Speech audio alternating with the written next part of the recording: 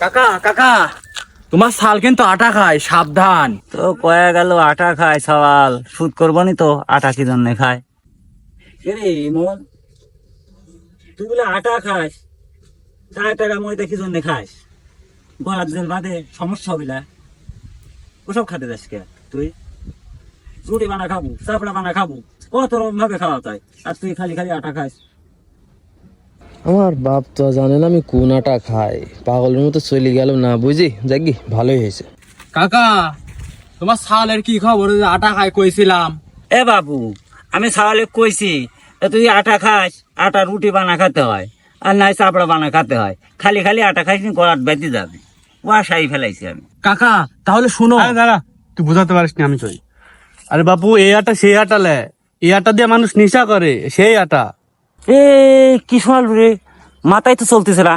সাওয়াল আটা খায়, আটা আজকে আমি বাড়ি যাই আটা চালা দিচ্ছি, দাঁড়ায়।